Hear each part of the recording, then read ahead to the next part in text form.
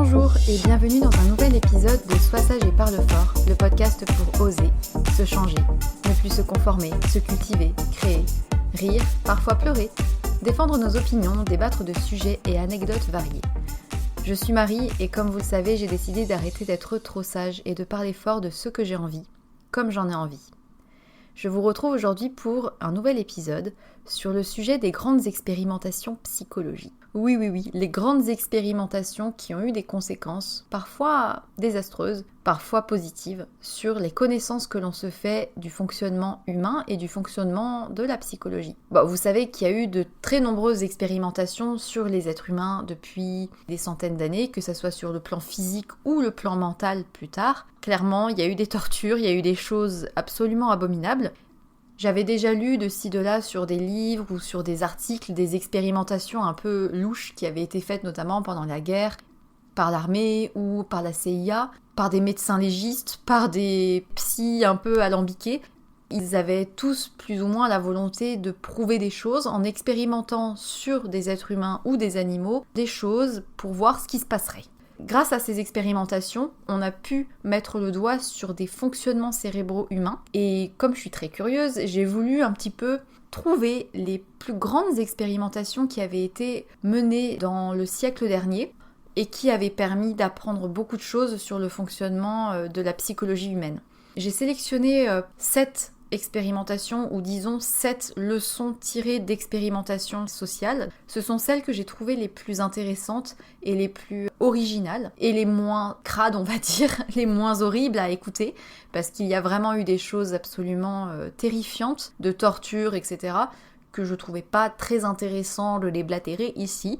Donc voilà, je me suis renseignée sur différents sites de sources scientifiques pour un petit peu voir ce qui était produit au niveau de la psychologie sur les 100 dernières années, quelles étaient les expérimentations qui avaient été menées, qui avaient permis d'apprendre certaines choses ou de mettre le doigt sur des choses qui se passent dans nos cerveaux, qui sont pas toujours très roses et dont on n'est pas toujours très fier, mais qui existent. Je trouve que c'est toujours passionnant de comprendre comment le cerveau humain peut fonctionner, comment il peut se faire influencer et manipuler, comment l'autorité peut avoir des conséquences immenses sur notre comportement selon la situation.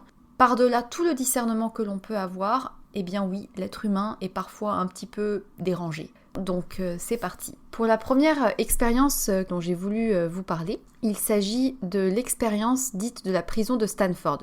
Elle a été menée par Philippe Zimbardo qui a décidé de séparer en deux un groupe d'étudiants à Stanford pour un jeu de rôle. Un des deux groupes était désigné comme étant les prisonniers et l'autre groupe était les gardiens. C'était en fait une expérience qui a dû être interrompue parce que ça a découlé sur des humiliations en tout genre et de la torture. Il a voulu montrer qu'on peut avoir en nous du négatif qui survient à tout moment, selon l'environnement dans lequel on est. En fait, les sujets, tous des étudiants, étaient invités à participer à cette espèce de jeu de rôle. Il y avait d'un côté les gardiens et de l'autre les prisonniers. Il y a un quartier de prison qui a été carrément construit dans les sous-sols de l'université de Stanford.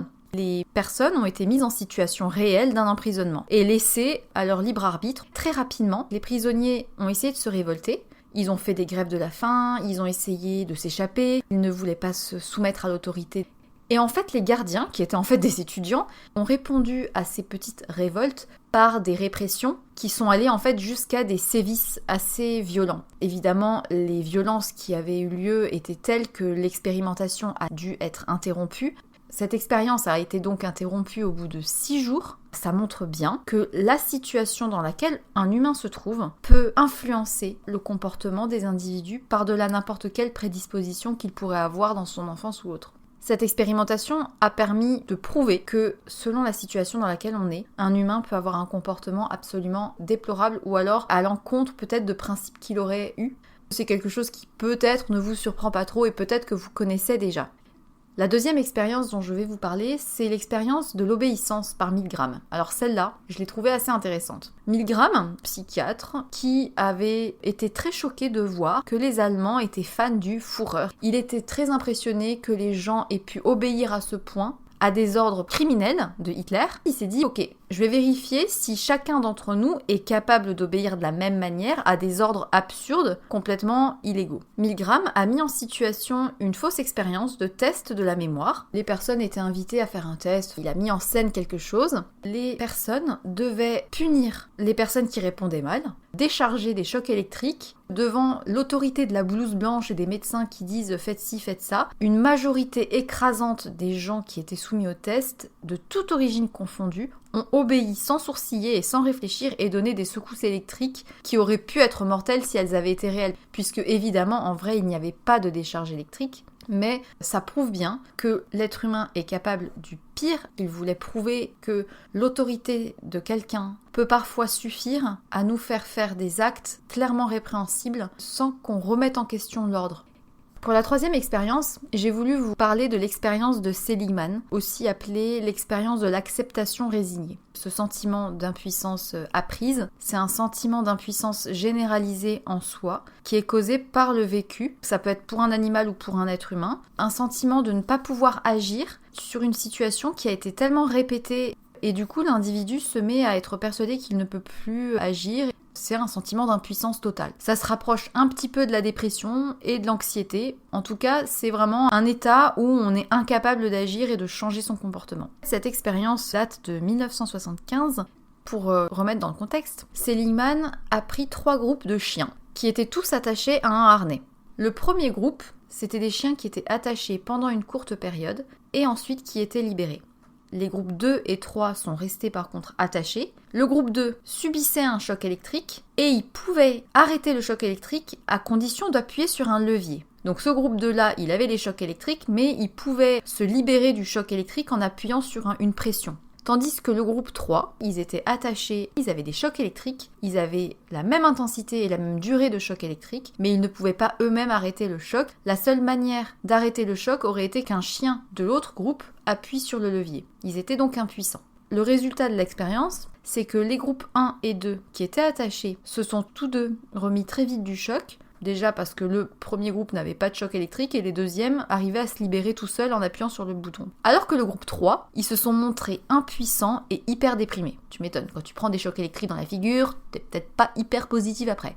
En tout cas, le professeur Seligman, dans la deuxième partie de l'expérience, a repris les mêmes 3 groupes avec un autre dispositif. Cette fois, ils étaient tous attachés, mais il y avait un petit muret qu'il fallait sauter pour éviter le choc électrique. Alors j'étais pas là, je sais pas exactement comment c'était manigancé leur truc. En tout cas, presque tous les chiens du groupe 1 et 2 ont sauté le muret sans souci pour éviter d'avoir le choc électrique dans la tête. Et les chiens du groupe 3, qui avaient été impuissants face au choc électrique au départ, sont restés entièrement passifs. Ils se sont résignés.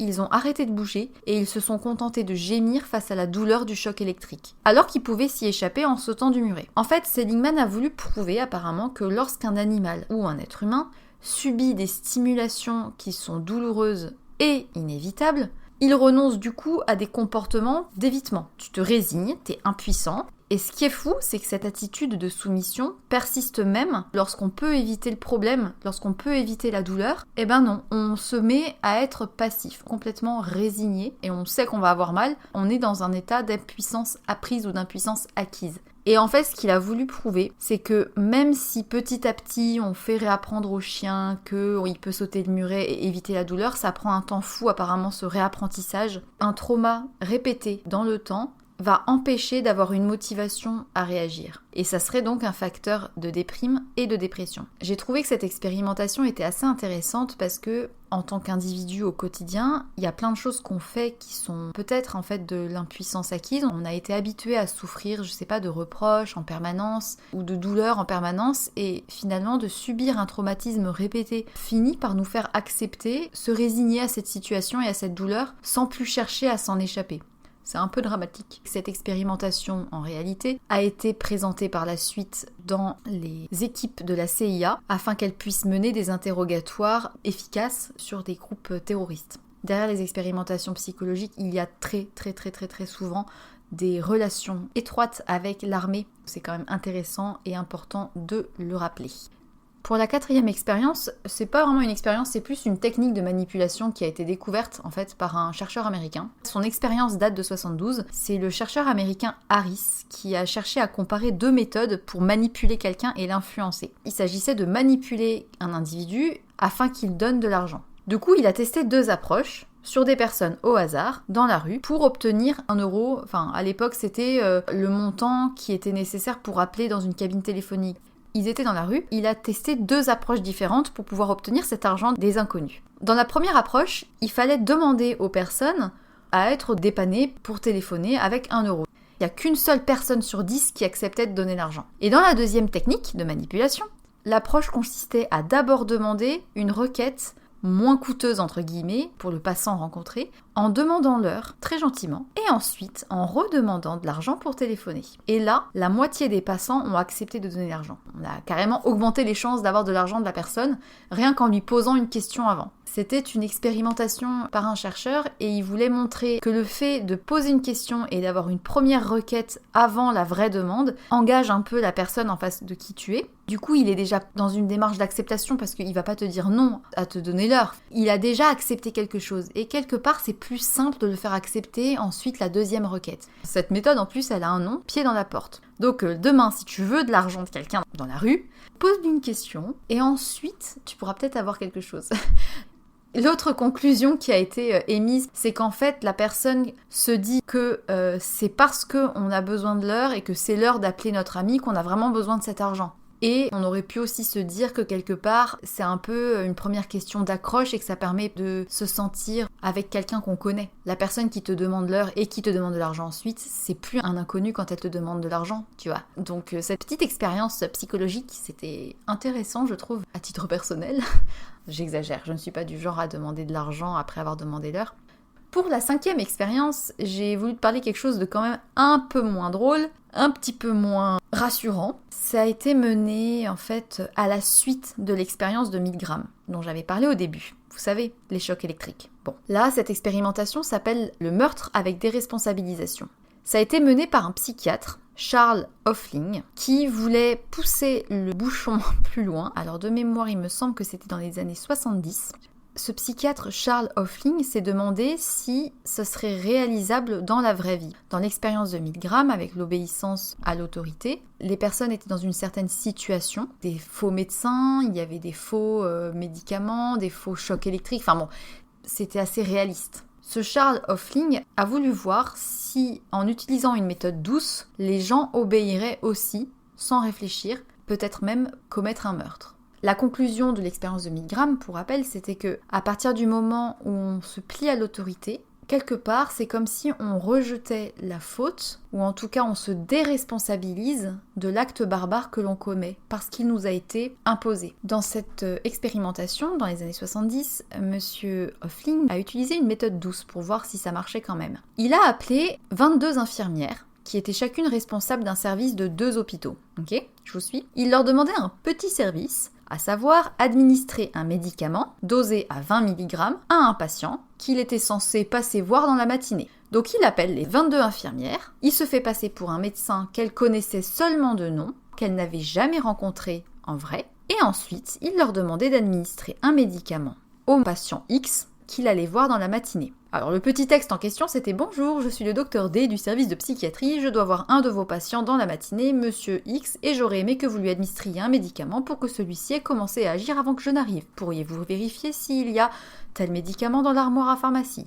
Point d'interrogation. Donc ce médicament, en l'occurrence, pour la petite histoire, il est normalement dosé à 5 mg, la dose normale c'est 5, et la dose quotidienne maximale c'est 10. Lui, il disait d'administrer d'un coup 20. Sachant que ça n'était ni sur l'ordonnance, qu'elle ne connaissait pas le médecin, en tout cas qu'elle ne l'avait jamais vu, qu'elle n'avait la personne que par téléphone, et qu'elle recevait un ordre de quelqu'un dont elle n'a pas à recevoir d'ordre. Une fois que l'infirmière avait effectivement confirmé qu'il y avait bien ce médicament dans la pharmacie, le faux médecin lui disait « écoutez, regardez l'étiquette, ok c'est ça, dans ces cas-là, donnez 20 mg à monsieur, machin, j'arrive dans 10 minutes. Et à ce moment-là, je rédigerai l'ordonnance. » C'était un ordre clairement illégal. C'est par téléphone, le médecin, elle le connaît pas, c'est un médicament qui n'est pas autorisé dans la prescription du patient, enfin bon. Et en fait, sur les 22 infirmières qui ont été contactées par téléphone par ce médecin, 21 sur 22 ont obéi et ont préparé les 4 capsules sans chercher à s'y opposer du tout. Bon, évidemment, ils sont intervenus avant que les capsules soient données quand même, et ils leur ont révélé que c'était effectivement une expérimentation, que ça servait à prouver, etc. Enfin bref, tout est bien qui finit bien, aucun patient n'est mort, mais ça prouve quand même bien qu'il y a eu une obéissance de fait quand on a une autorité supérieure à soi, même à distance et même de manière douce. Ça a permis notamment de mettre le doigt sur des techniques manipulatoires assez dangereuses, et c'est sur ça que se fonde, vous savez, le social engineering. Je ne sais pas si vous connaissez, c'est la grande pratique qui se fait sur internet quand tu te fais arnaquer, piquer ta carte bleue, que tu reçois des messages, des spams. Enfin, je me suis fait arnaquer il n'y a pas très longtemps par une fake assurance qui voulait m'offrir des iPhones ou je sais pas quoi. Enfin bref, j'ai failli donner mon numéro de carte bleue, mais quand je me suis rendu compte que j'avais failli faire ça, je me dis putain. Et ce genre de technique manipulatoire douce est très puissante. En fait, il y a une forme de déresponsabilisation face au supérieur qui est vu comme un expert. On accorde presque plus de confiance au supérieur parce qu'il a un titre qui le rend plus fort. Bon, les infirmières ont admis qu'elles avaient déjà, par le passé, accepté de faire des choses dont elles n'étaient pas forcément sûres qu'il faille le faire, parce qu'elles avaient peur, tout simplement. C'est assez parlant comme expérimentation. Enfin bon, passons à la 6e expérience. Alors celle-là, elle est assez troublante et assez attristante, j'ai envie de dire, dans la manière où elle a été faite. C'est une expérience sur l'attachement maternel qui a été très célèbre et qui a été pratiquée sur des macaques. En fait, dans les années 50, Bowlby, l'auteur célèbre pour sa théorie de l'attachement, avait découvert que le fait de priver d'une affection maternelle engendrait un manque considérable et des problèmes psychologiques. Il avait établi que la manière dont on tisse des liens et dont on est capable de lier des relations est complètement déterminée par la manière dont nos parents ont été avec nous et selon comment on a été conditionné quand on était petit. Plus tard, du coup, le psychologue américain Harlow a voulu tester cette théorie de l'attachement. Il a décidé de faire cette expérience dans les années 50 auprès de macaques, Rhesus, une espèce asiatique de singe qui s'habitue très vite à l'être humain. Il a eu pour but d'étudier leur comportement en laboratoire. Je trouve ça assez abominable comme expérience. Ce sont des tests sur des animaux. Déjà d'une part, c'est immoral et ça n'a été que destructeur pour ces animaux qui n'avaient rien demandé, même si effectivement ça a pu confirmer la théorie de l'attachement et même plus qu'un peu. Dans cette expérience, la première étape consistait à séparer les bébés macaques de leur mère.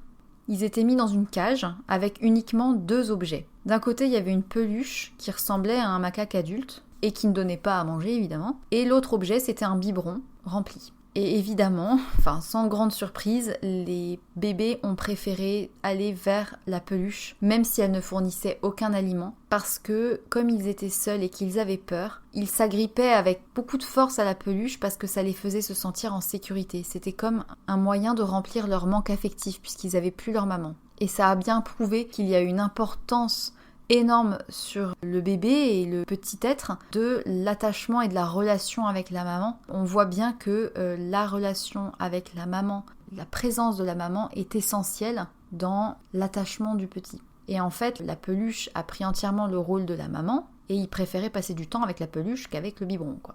La deuxième phase de l'expérimentation était pire. Il a enfermé les singes cette fois dans des espaces encore plus petits. Il n'y avait que à boire et à manger, il n'y avait plus de peluche, il n'y avait rien d'autre. Donc ils étaient complètement isolés. Et là, les singes se sont mis à développer un état complètement apathique, à être passifs, à développer des altérations mentales. Et une fois qu'ils étaient arrivés à l'âge adulte, ils étaient non seulement incapables de lier des relations avec les autres singes, mais en plus certains n'arrivaient même pas à se nourrir et étaient passifs face à l'acte de manger et se laissaient mourir en fait. Et la troisième phase, qui a été pire, comme il se rendait compte Harlow que les femelles n'arrivaient pas à tomber enceintes, elles ne montraient pas d'intérêt pour la reproduction, il les a fécondées de force. Et en fait, ces femelles ne montraient aucun signe d'intérêt pour leurs petits.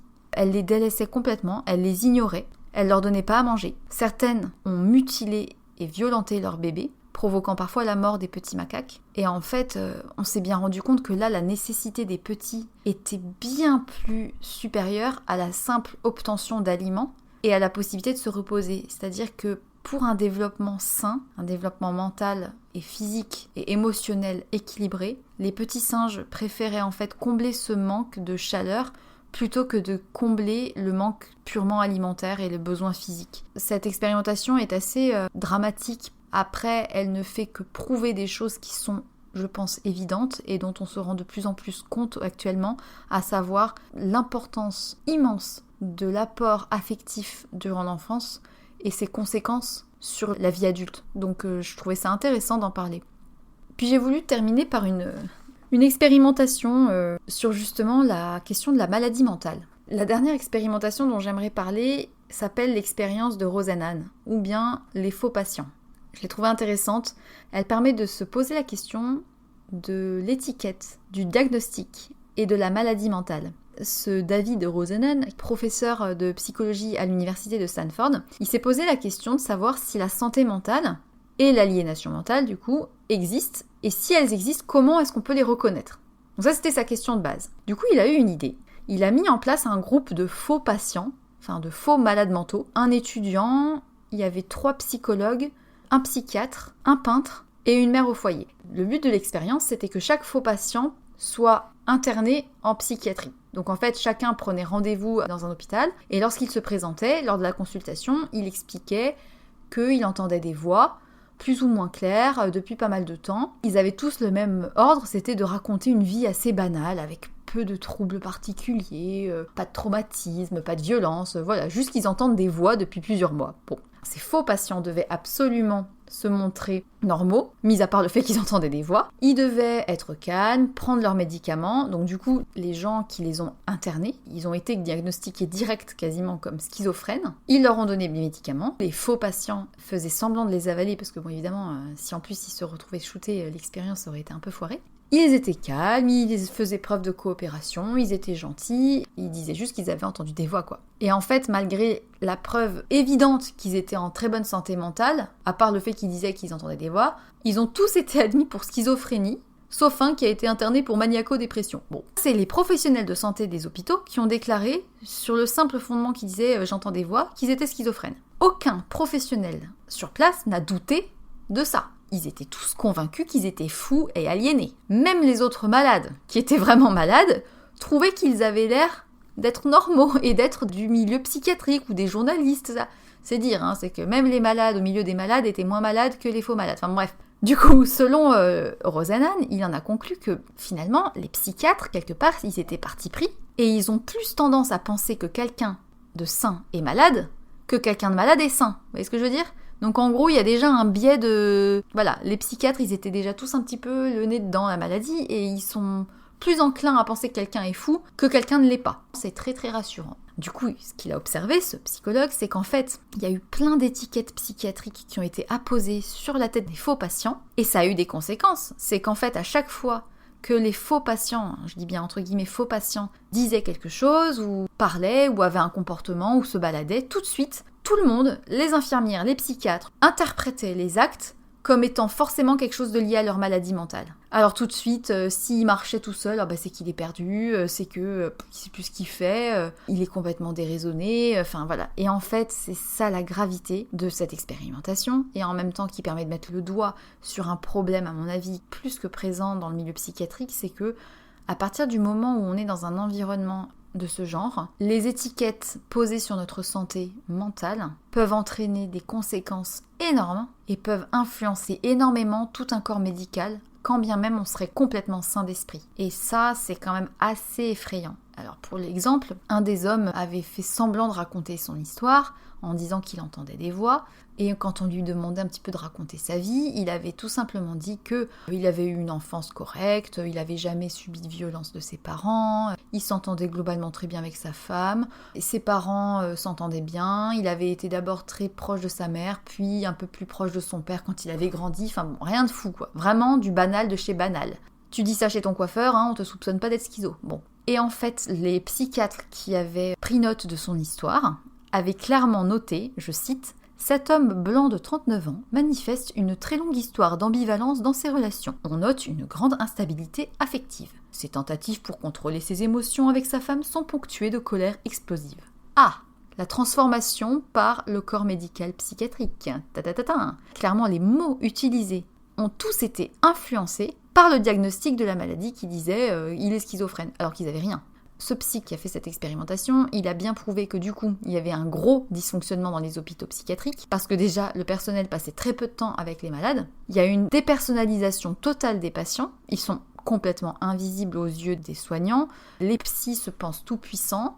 Ils ont l'impression qu'ils peuvent complètement asservir les malades. Et ils mettent des étiquettes. Schizo, maniaco-dépressif, angoissé, s'il marche dehors, c'est forcément parce qu'il est pas bien dans sa tête, ça y est, il va nous faire un petit suicide, enfin bon bref. Et en conclusion, Rosenan a simplement dit « Il est clair que nous ne pouvons pas distinguer le fou du non-fou dans des hôpitaux psychiatriques. L'hôpital lui-même impose un environnement spécial dans lequel les significations des comportements peuvent être comprises de travers. Les conséquences pour les patients hospitalisés dans un tel environnement, impuissance, dépersonnalisation, ségrégation, modification et étiquetage diagnostique semblent indubitablement contre-thérapeutiques. » Et ça date donc de 72. Il avait publié dans son livre On Being Sane in Insane Places. Donc voilà, cette dernière expérience dont je voulais parler était assez parlante et m'a rappelé quelques petits souvenirs qui me sont personnels par rapport au milieu psychiatrique. Le monde psychiatrique fait peur, je pense. Le monde de la maladie mentale fait très peur. Et pourtant, demain, même toi qui es sain, tu peux te retrouver dans une situation où tu n'es plus considéré du tout comme quelqu'un de normal et tu peux être considéré à tout moment comme quelqu'un de fou. Et j'ai trouvé ça assez impressionnant. Effrayant aussi. Donc voilà, c'était un épisode de Sois sage et parle fort pour replonger dans le passé. Des expérimentations psychosociales. Il y en a beaucoup d'autres. Si vous avez aimé et que vous aimeriez en découvrir d'autres, n'hésitez pas à me le dire. Si c'est pas ce que vous avez préféré, dites-le moi aussi, je ne sais pas. Moi en tout cas, ça m'a intéressé de me plonger un petit peu dans ce qui a été fait, ce qui n'a pas été fait, ce qui a été découvert. Il faut savoir que j'ai pris des choses assez soft. Je ne me suis pas penchée sur la question des privations de sommeil ou bien de la lobotomie de certains patients dans les hôpitaux, ou encore de l'arrachage d'organes vivants, ou encore de l'incubation de virus chez les esclaves ou chez les prisonniers afin de voir comment ils peuvent réagir eux-mêmes à la maladie. Non, je n'en parlerai pas. Je vous laisse aller chercher ça tout seul comme des grands parce que c'est pas reluisant, mais il y a beaucoup de choses là-dedans dans les expérimentations qui sont assez effrayantes et je pense qu'on ne sait pas tout. Donc comme dit Roumanoff, on ne nous dit pas tout. Voilà. Sur ce, je vous souhaite une très très bonne journée ou une très bonne soirée. Faites attention à ne pas rôder autour d'un hôpital psychiatrique et à dire que vous entendez des voix. Il se pourrait que vous finissiez interné avec des médicaments de force. Voilà. Et puis si vous voulez de l'argent et que vous avez besoin de payer un truc, demandez-leur d'abord. Voilà. Ça c'était les petites conclusions. Sur ce, je vous remercie encore pour tous vos petits messages. J'espère que vous continuerez à être nombreux à m'écouter le lundi matin ou plus tard quand vous avez le temps. Et puis, soyez sages un peu et parlez fort, beaucoup.